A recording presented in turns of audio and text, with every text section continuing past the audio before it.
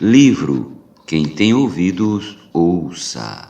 A Igreja em Filadélfia, parte 2, Pedro Dong, capítulo 4.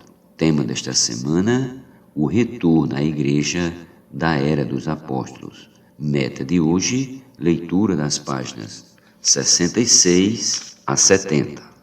A divisão em Plymouth.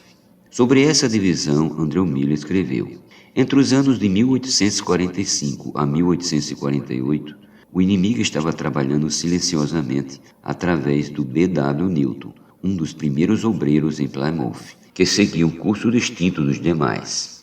Ele exercia grande influência sobre os membros ali. Depois de um tempo disfarçado, passou a minar e neutralizar as verdades ensinadas pelos irmãos, promovendo a entrada rastejante do clericalismo, que gradualmente cresceu até se tornar um sistema definido. Até que em 1848 ficaram evidentes os seus graves erros eclesiásticos, mas também heresias quanto à humanidade de Jesus. Houve grandes desentendimentos quanto à aceitação para a comunhão no partir do pão. Uns eram a favor de serem rígidos na aceitação para zelar pelos princípios da Bíblia, para evitar a entrada de heresias e do abandono da visão da unidade da Igreja. Outros sustentavam que deviam ser mais abertos na comunhão.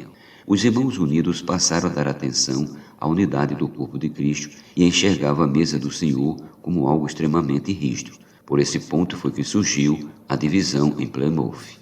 Havia aqueles que estavam do lado de Darby e eram mais rígidos na admissão de outros cristãos no partir do pão. Estes preconizavam que para ser aceita na comunhão da mesa do Senhor era preciso ter certeza de que a pessoa tinha visão do corpo e não aceitava nenhuma doutrina que eles consideravam heresia.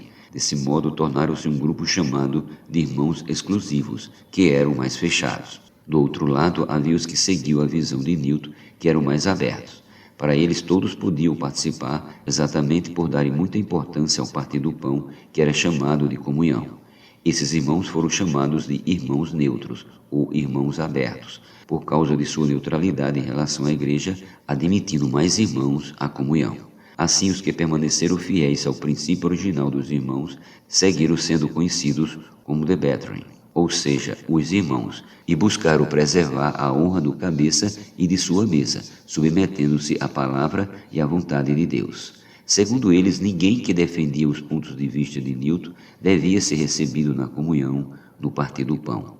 Perceba que até mesmo a busca pela unidade do corpo de Cristo não conseguiu impedir a divisão entre eles. Em seu livro A Ortodoxia da Igreja, o Altman comenta que os irmãos unidos foram na direção certa e buscaram a unidade do corpo de Cristo, mas faltou-lhe a visão do limite da localidade, ou seja, uma igreja em cada cidade.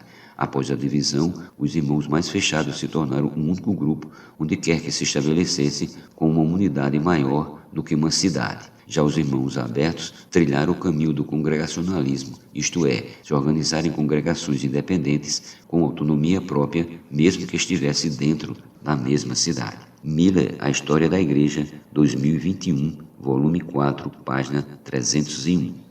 O caminho rumo à Filadélfia. Lidar com a perda do primeiro amor. Diante disso, precisamos ficar atentos a fim de evitar os mesmos erros.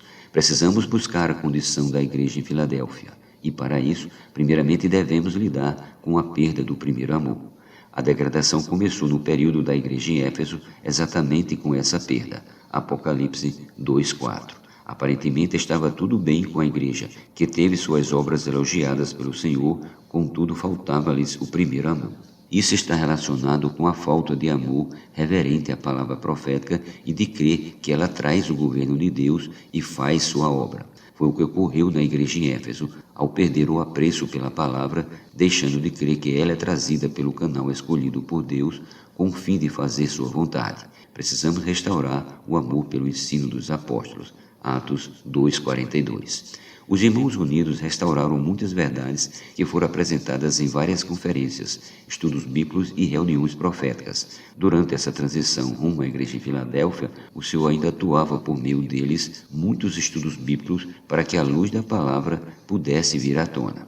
Contudo, para que se tenha uma igreja desejável, faz-se necessário restaurar o ensinamento dos apóstolos. Uma vez que se retoma o modelo de seguir a direção da palavra dos apóstolos, a maneira de atuar já não pode ser essa. Havendo uma palavra que governe e comanda a igreja, não há como se manter vários estudos bíblicos, pois só resulta em confusão. Seria como retornar à cultura grega, que preconizava a democracia e defendia que qualquer filósofo poderia apresentar sua linha filosófica. Na igreja não é assim. Na igreja existe um canal de Deus que fala a sua palavra e dá direção ao povo. Os estudos bíblicos entre nós devem promover a comunhão no ensinamento dos apóstolos. A Bíblia é muito ampla, por isso o Senhor nos dá uma única direção com a palavra profética, a fim de não confundir seu povo. Precisamos restaurar o amor pelo ensino dos apóstolos, crer e praticar a palavra profética, inculcando-a no coração.